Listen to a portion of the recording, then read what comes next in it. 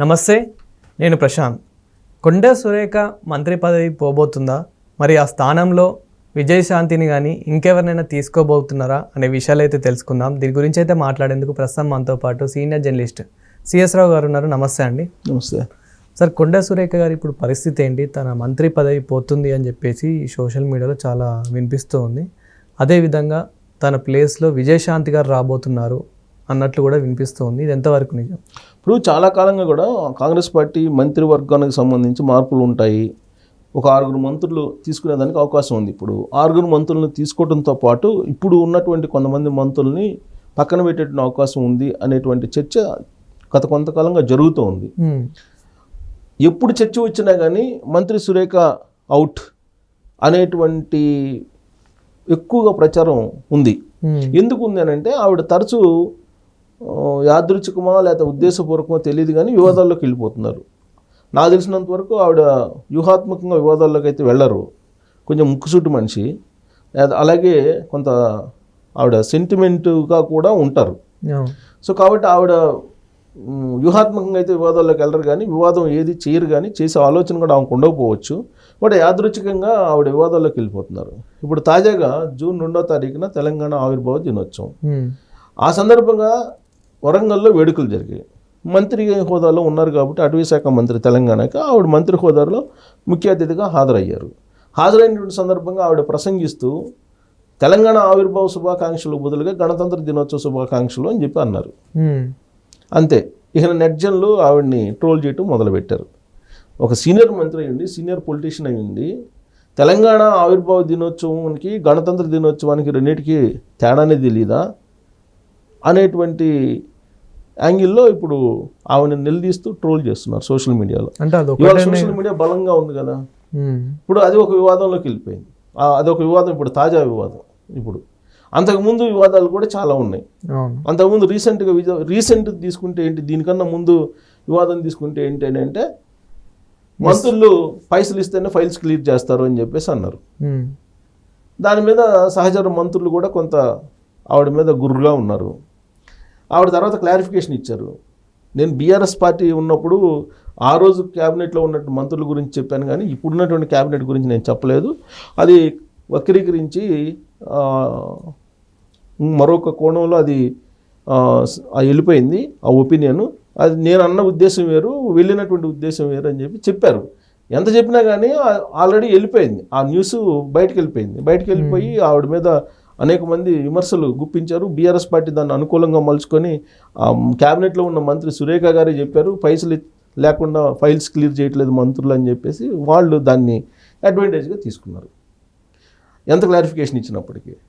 ఇంకా దానికంటే ముందు వివాదం ఏంటి, నాగ చైతన్య అలాగే సమంత వీళ్ళిద్దరూ విడాకులు ఎందుకు తీసుకున్నారు అనే దాని మీద ఆవిడ మాట్లాడి టంగ్ స్లిప్ అయ్యారు. టంగ్ స్లిప్ అయ్యి కోర్టు దాకా వెళ్ళింది ఆ కేసు. ఆవిడ ఎన్ కన్వెన్షన్ కూల్ చేసేటువంటి క్రమంలో, నాగార్జున ఎన్ కన్వెన్షన్ కూల్ చేసినటువంటి క్రమంలో అప్పుడు వచ్చినటువంటి చర్చల్లో ఈవిడ మాట్లాడారు, రెస్పాండ్ అయ్యి అసలు మహిళలకి గౌరవం ఇవ్వరు నాగార్జున అక్కినేని ఫ్యామిలీ అని చెప్పి మాట్లాడుతూ అసలు నాగ చైతన్య సమంత విడిపోవడానికి కారణం ఆ రోజున కేటీఆర్ గారు సమంతాన్ని పంపించమన్నాడు, అందుకే పంపించలేదు ఆ యాంగిల్లో మాట్లాడారు. రాంగ్ మెసేజ్ వెళ్ళేలాగా, రాంగ్ నోషన్ వెళ్ళేలాగా మాట్లాడారు. దాంతో అక్కినేని ఫ్యామిలీ రెస్పాండ్ అయ్యి ఆవిడ మీద పరువు నష్టం దావా వేశారు. పరువు నష్టం దావా వేస్తే ఇప్పుడు కోర్టుల చుట్టూ తిరుగుతున్నారు. అది పార్టీకి నష్టం కలిగించేటువంటి అంశం. దాన్ని ఢిల్లీ దాకా తీసుకెళ్లారు. కాంగ్రెస్ పార్టీలో ఉండేటువంటి వాళ్ళే కొండా సురేఖ చేసినటువంటి కామెంట్లు పార్టీకి నష్టం కలిగిస్తున్నాయి అని చెప్పి అధిష్టానం వరకు తీసుకెళ్లారు. అంటే ఢిల్లీ వరకు ఈవిడ ఇష్యూ ఉంది, వివాదాస్పదమైనటువంటి మంత్రిగా ఈవిడ ఉన్నారు, వివాదాస్పదంగా మాట్లాడుతున్నారు ప్రతిసారి అని చెప్పి. అలాగే గత దసరా సందర్భంగా ఆడ ఫ్లెక్సీలు వేశారు. ఫ్లెక్సీలు వేస్తే ఆ ఫ్లెక్సీలో ఏదో గొడవ పడితే పోలీస్ స్టేషన్కి వెళ్ళి అక్కడ హల్చల్ చేశారు. ఒక మంత్రి హోదాలో పోలీస్ స్టేషన్కి వెళ్ళి హల్చల్ చేయకూడదు కదా, అక్కడ పోయి పోలీసులను నిలదీసేటువంటి అధికారం మంత్రికైనా లేదు కదా. ఆవిడ డైరెక్ట్గా వెళ్ళారు అక్కడికి పోలీస్ స్టేషన్లోకి వెళ్ళారు, క్షేత్రస్థాయిలోకి.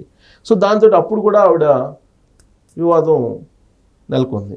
దానికన్నా ముందు రాజన్న కోడెల విషయంలో కూడా మాట్లాడారు ఆవిడ. సో ఇలా ప్రతి అంశంలో కూడా ఏదో ఒక రకంగా ఆవిడ వివాదంలోకి వెళ్ళిపోతున్నారు. ఏదో ఒకటి ఆవిడ జనరల్గా నాకు తెలిసినంత వరకు కొంచెం ఓపెన్గా మాట్లాడతారు ఏదైనా సరే. అవును. ఆ ఓపెన్గా మాట్లాడేటువంటి క్రమంలో వివాదాల్లోకి వెళ్ళిపోతున్నారు. సో యాదృచ్ఛికంగా వెళ్తున్నారు. వ్యూహాత్మకంగా వివాదాల్లోకి ఎవరు వెళ్ళరు, ఉన్నటువంటి పదవిని ఎవరు కోల్పోయేటువంటి విధంగా వ్యవహరించరు, ఎవరు కోల్పోయేలాగా. కానీ ఆవిడ యాదృచ్ఛికంగా వివాదాల్లోకి వెళ్తున్నారు. ఇప్పుడు మరి ఆవిడ గ్రహపాట లేకపోతే ఏంటనేది తెలుసుకోవాలి ఆవిడ. కానీ ఆవిడ మాత్రం వివాదాల్లోకి తరచూ వెళ్తున్నారు. ఇప్పుడు తాజాగా ఈ వివాదంలోకి వెళ్ళారు. ఇలాంటి పరిస్థితుల్లో క్యాబినెట్ రీషఫ్లింగ్ జరుగుతుంది, క్యాబినెట్ లో ఉన్నటువంటి ఖాళీలను పూర్తి చేయబోతున్నారు అనగానే మళ్ళీ వివాదం వచ్చింది కాబట్టి కొండా సురేఖ అవుట్ మంత్రివర్గం నుంచి.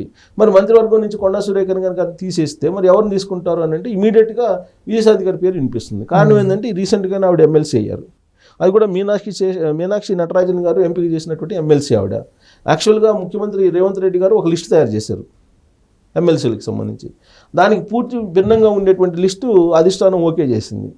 ఆ లిస్టులో విజయశాంతి గారు ఉన్నారు. మరి విజయశాంతి గారి పేరు అనూహ్యంగా తెర మీదకి వచ్చింది కాబట్టి అధిష్టానం గుడ్ లుక్స్లో ఆవిడ ఉన్నారు అనేటువంటి ఒక అభిప్రాయం కాంగ్రెస్ పార్టీలో బలంగా ఉంది. మరి అలాంటి అభిప్రాయాన్ని పరిగణలోకి తీసుకుంటే కనుక రాబోయేటువంటి క్యాబినెట్ షఫ్లింగ్లో కానీ లేదంటే క్యాబినెట్కి సంబంధించిన మార్పుల్లో కానీ విజయశాంతికి చోటు ఉంటుంది అని నమ్మేటువంటి వాళ్ళు ఎక్కువ ఉన్నారు కాంగ్రెస్ పార్టీలో. ఎందుకంటే అధిష్టానం దగ్గర కూడా ఈవిడికి బాగా గ్రిప్ ఉంది. ప్లస్ ఇటు కాంగ్రెస్ పార్టీలోకి వచ్చి కాంగ్రెస్ పార్టీ తరఫున బాగా పనిచేశారు. ప్లస్ ఆవిడకి ఉండేటువంటి సినిమా గ్లామర్ కానీ లేదంటే పొలిటికల్ గ్లామర్ కానీ తల్లి తెలంగాణ పార్టీ పెట్టి ఆవిడ తెలంగాణ సమాజానికి చేసినటువంటి సేవ తెలంగాణ సమాజానికి తెలుసు. సో ఆ క్రమంలో ఇప్పుడు పైగా 2 సార్లు ఎంపీ చేసింది టీఆర్ఎస్ పార్టీ ఉన్నప్పుడు.